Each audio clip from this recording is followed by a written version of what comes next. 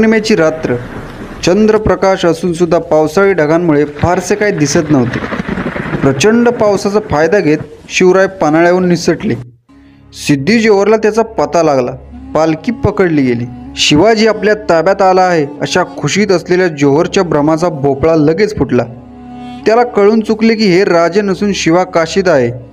राजे आपल्या हातातून निसटले आहेत। त्याने सिद्दी मसूद आणि फाजल खानाला शिवरायांच्या मागावर पाठवले। पाठलाग सुरू झाला। शिवाजी राजे पालखीचा गोंडा पकडून बसले होते।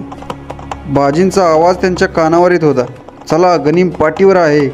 दर काही तासांनी, दर काही मिनिटांनी पालखीची भोये बदलत, वारा पावसाची तमा न बाळगता काटेरी रान आणि दगड चिखल माती तुडवत ते 600 वीर विजेच्या वेगाने पळत सुटले होते। उद्दिष्ट एकच होतं, विशाळगड। हातात नंग्या तलवारी घेऊन बाजी फुलाजी पालखीच्या बाजूने धावत होते।